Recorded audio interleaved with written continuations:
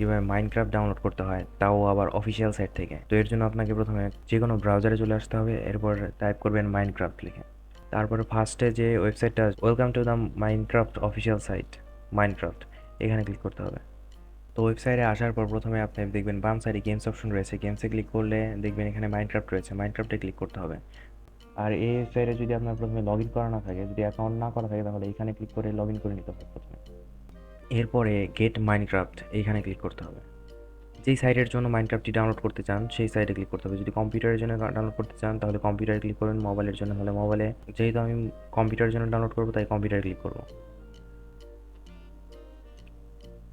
তো এখানে দেখতে পাচ্ছেন যে কেনার জন্য বলছে, তো আমরা যেহেতু একবারে ফ্রিতে ডাউনলোড করবো এর জন্য একটু নিচের দিকে স্ক্রল করতে হবে।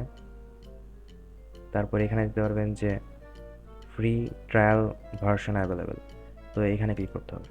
এরপর আপনি এই পেজ আসবেন, এই পেজ আসার পরে এই এখানে উইন্ডোজের লোগো আছে, অ্যান্ড্রয়েড আর প্লে স্টেশনের লোগো আছে। তো এখানে এই কোনো জায়গায় না ক্লিক করে নিচের দিকে স্ক্রল করলে দেখতে পারবেন ডাউনলোড নাও একটা অপশন রয়েছে, তো ডাউনলোড নাও অপশনে ক্লিক করতে হবে।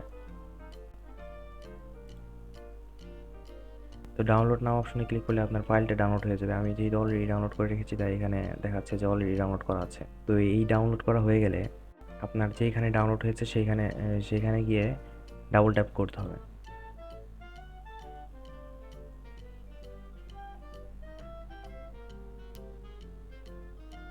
আর আপনার যদি এইটা না আসে তাহলে আপনার মাইক্রোসফট স্টোর যেটা সেটা ওপেন করে নেবেন, তাহলে হয়তো বা ঠিক হয়ে যাবে। এরপরে আপনার এই পেজটা আসবে, এই পেজটা আসার পরে দেখবেন এখানে প্লে ডেমোর অপশন রয়েছে।